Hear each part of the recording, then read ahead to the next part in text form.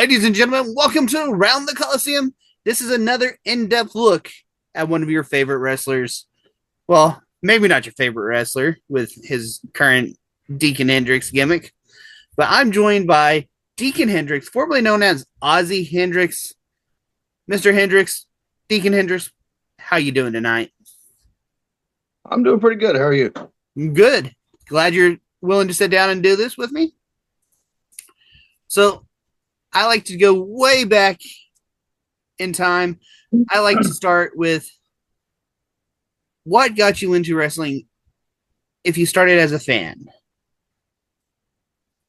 As a fan, what got me into wrestling was way back when I was six, I think it was. Just happened to be scrolling through the channels in my mom's den, and come across I think it was a Saturday Morning Slam or something like that, and it was Hogan and Beach Boy Sting, and that was the first time I'd ever seen face paint like that. And the first time I seen bleach blonde hair and so perfectly shaped into a flat top, I was like, that guy's cool. And he was beating up on Hulk Hogan, and everybody liked Hulk Hogan, and I wasn't real big about being a fan of the hero all the time. So it was kind of cool to see someone else giving it to him. But yeah, that was it. I was scrolling through, I come across it, stopped, and ended up watching the whole thing, and started watching every Saturday after that. Surfer Sting was amazing. Like, Sting is one of my all-time favorite wrestlers. But yeah. So, a divide between you guys, our generation. Were you a WCW guy or a WWF guy? I mean, we could watch both, but there's one we gravitated to more than the other. I didn't even watch WCW. I was WWF through and through. Ouch. Yep. Mentioning Sting and then being a traitor to that. Well, Monday Night Wars being what they were, I decided to choose a side, and I stuck with it. Picked the right side, kind of like how I'm doing now with God's work. All right, so you're a fan. What made you or got you to take the jump from being the fan to being a wrestler? Well, it was, I'd say 99, 98 or so. I was watching and just like I normally would, and just decided one day I was like, hey, I think I could do this. I really want to do this. This is, and fantasized about it. I remember jumping off furniture onto my bed. I had a one of those Hulk Hogan buddy dolls. I practiced doing elbow drops and stuff like Randy Savage off the top of my mom's arm wire. She hated it. Scratched the whole front of it up, climbing up the thing. But uh, it's just always something that I've been into, and just decided one day, I think it was like, yeah, like I said, 98, 99, somewhere in there, that I was like, I'm going to do this. And I went out for wrestling in high school and everything else, and just kept working towards it till I finally stepped foot into an actual ring. I think that was 2005 is when I actually set foot in a ring. And then I debuted in 2008, right before Halloween. And so, who trained you? Kareem Sadat and Kevin Sanchez. All right, two good people to get trained by. Well, at least one was. The other one's on my damn nerves at the moment, but being what it is. Right. But yeah, that's why I wear a Sadat band on my boots every time I wrestle. It's to honor him. I mean, the year anniversary of him passing was just the other day. So Yeah. And I know a lot of the guys felt that 1 year passing thing. Like, I wasn't fortunate enough to get close to him. I just kind of knew him barely from a fan perspective type thing. But yeah, I know he impacted a lot of people, trained a lot of people, everything. oh yeah, 100%. If it wasn't for him, I wouldn't be here. There'd be a few more that wouldn't be here. Um, 80% of the Empire locker room owe their career to him. I mean, Empire was his baby before the new management took over. So, I mean, it's been Travis's show, you know? Yeah. So you debuted 2008. Mhm. Was it the Ozzy Hendrix that I met when I first started coming to Empire? Or, No. Actually, I was even more naive and a lot more colorful then. Uh, I had these crazy colorful flower tights with these big flared out red bell bottoms, kick pads. I had long hair. It was crazy, like Shawn Michaels' long hair. Um, yeah, totally different guy. Way more of a high flyer for sure. When I made my return a few years ago, shoot, I can't even remember what year that was now. 21, 22, something like that. Maybe even 20. I'm not sure. But yeah, much more reserved. Blew out my shoulder first time around. So wanted to make sure my career had some longevity this time. I may be wrong, but I believe you first appear in the current Empire Pro Wrestling record books in 2022, but they Okay. start up in November of 2021 with the thing or the night everything changed 2021. Okay. I mean, I was definitely helping out with the shows by then. There's even a good possibility I was announcing. I was commissioner for a little while. I Okay. actually was the one that booked the three stages of hell between Kevin Sanchez and Double D, which ended up being a 51-minute banger. So I'm pretty proud of that one. I mean, how did you guys pull off the three stages of hell for like I can see it big budget WWF, but like small, I think the three stages of hell was within the first year of Empire. So I know Mhm. I'd seen it and I was like, that's interesting that they did that. That was all out of pocket from a handful of us that have been there since the start. So yeah, I mean that's how dedicated everybody at Empire has been. We all started from nothing with borrowed equipment, and we're built it up to where we are today. And I think it's amazing.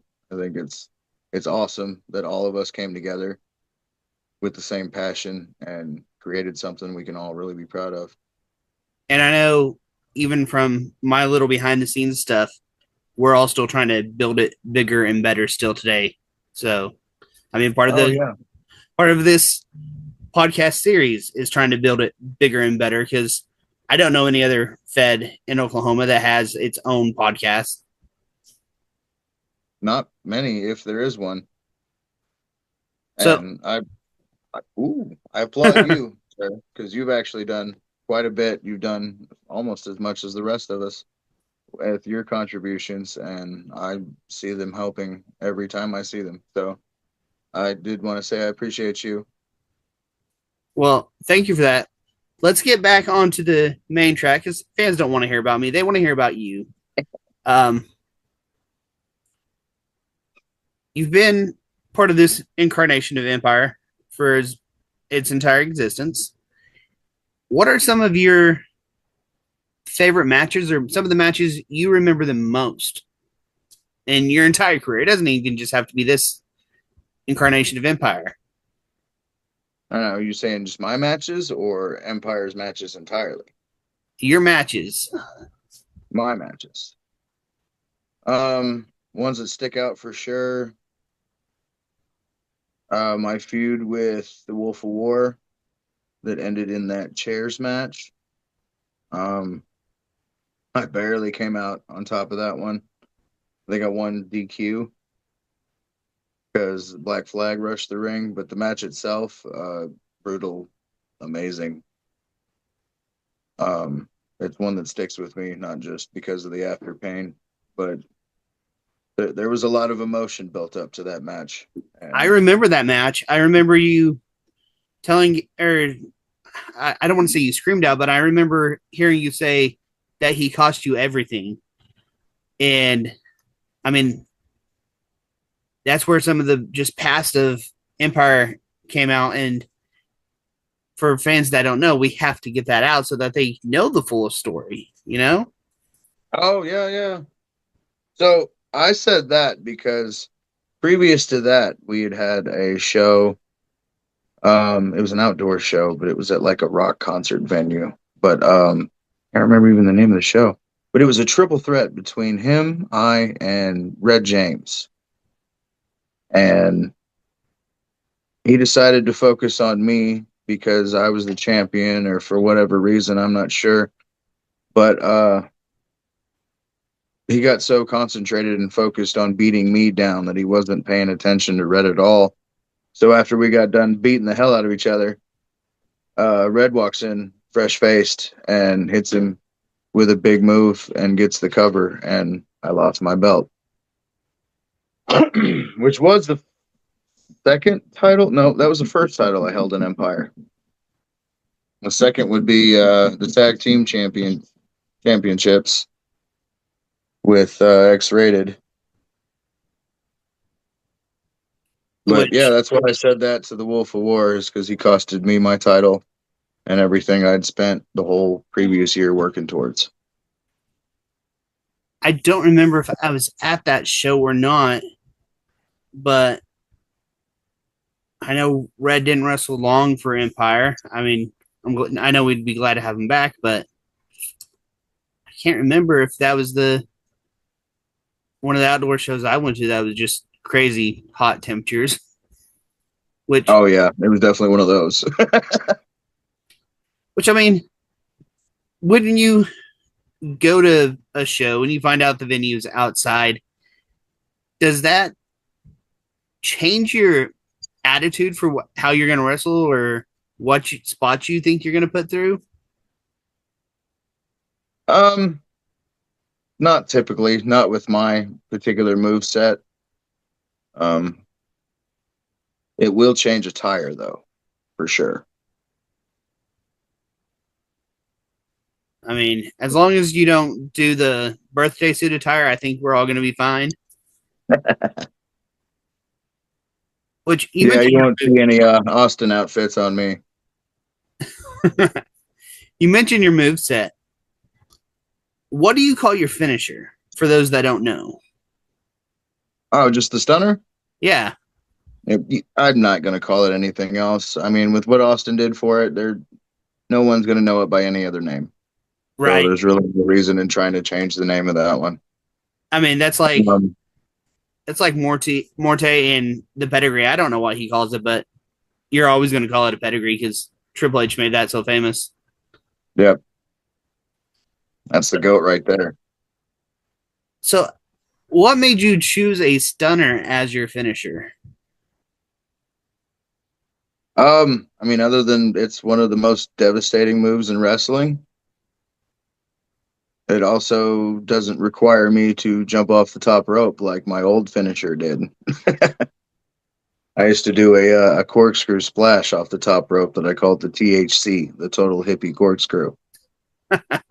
But since I've left Ozzy behind and his entire mentality, I switched over to the stunner because one, it's devastation, two, it's effectiveness, and three, it's known everywhere. So when I hit it, you know exactly what's happening, and you know that the three count's coming next. Exactly. So, like you said, you left Ozzy behind. So now you're Deacon Hendrix. What did Padge say, or what got you to change from Ozzy to Deacon Hendrix? Well, that was a decision because I wasn't going anywhere. I mean, I was getting wins, I was becoming successful, I had some momentum going, but I really didn't have any direction. And Father Padge gave me direction. Father Padge gave me a reason to do this, a reason to keep going, a goal to work towards. I wasn't just out there just to live my dream. I actually had a purpose behind it. And I also think that's why, as Deacon, I've become a lot more focused. There's more aggression. My moves are a lot more calculated. Things are planned out better. I'm not just running into things half-heartedly. Things are in place the way they are for a reason, and it's to complete the mission. And the mission is God's work, whatever that may be at the time. And part of that more focus got you to at least your second time as Empire Pro Wrestling Tag Team Champion. Yes, and my longest reign as a tag team champion. We had those belts for 6 months. And I know you guys defended them quite well and had great challenges there.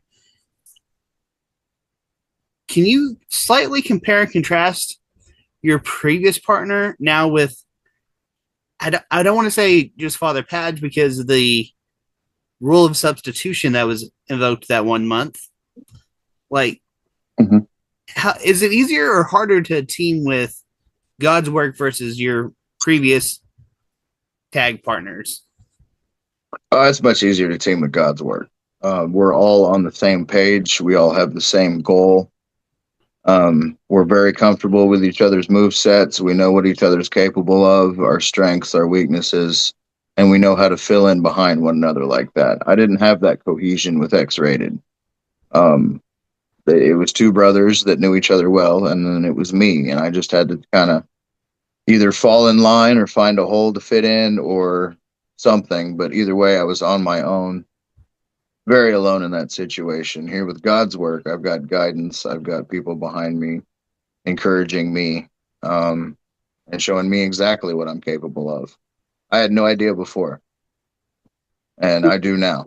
Which, for those that don't know, X-Rated was Kevin Sanchez and Shane Sanchez, correct?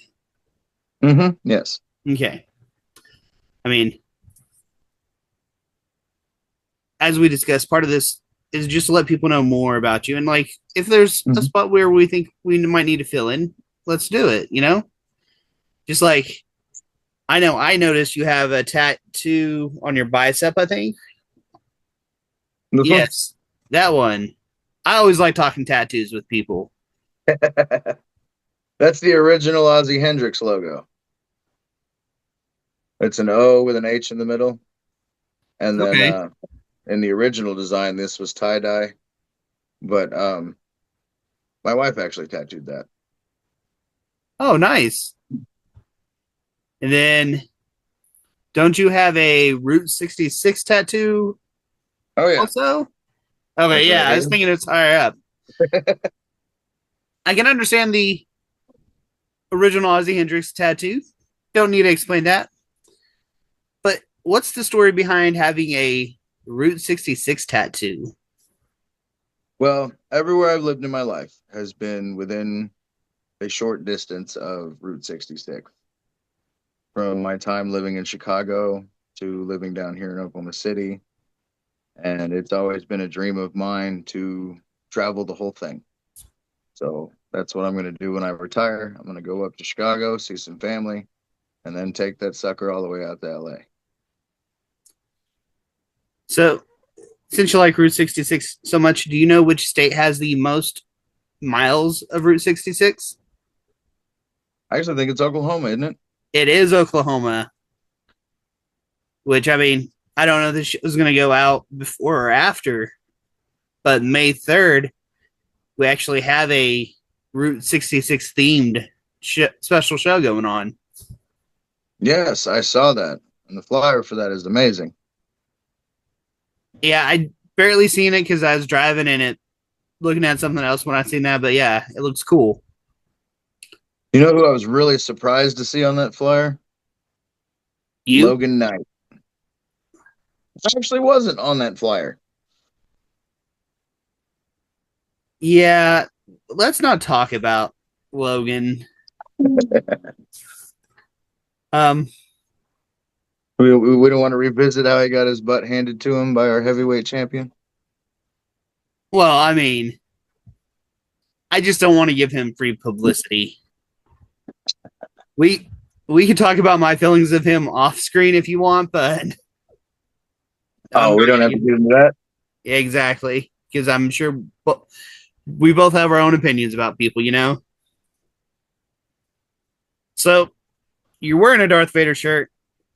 What's your favorite Star Wars movie? A New Hope. That's the one that got me hooked on the whole series.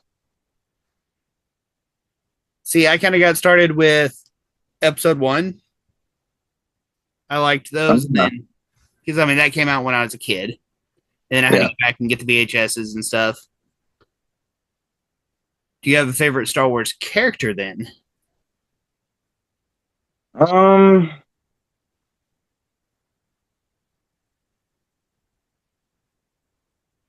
I have to say Han Solo. I mean, Han is pretty badass. It's the confidence. It's even when he's in deep, he's still calm and collected, and he's always got the right thing to say. All right, we're going to be winding this down because technology limitations. With this Indeed. series, I like to give the guest the last word. Deacon Hendrix, will you send the fans away happy or however you want to? Here is the floor for you to cut your parting words for this episode. Well, I just want to thank Johnny and Around the Colosseum podcast for the opportunity to be on here. And I want to encourage everyone to come out on the 19th for Thirst for Gold. It's going to be an amazing show.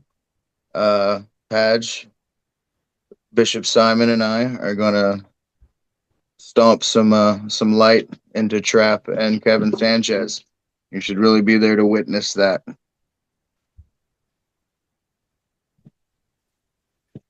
That's it. That's all I got. You got anything that's not specific to a show because we don't know when this is coming out? Oh, okay, that's fair. Um, Thank you all for watching. Keep watching. There's more of us. We all love to tell you our stories. Uh, Johnny's a fantastic interviewer. This podcast is going places. So stay tuned for more.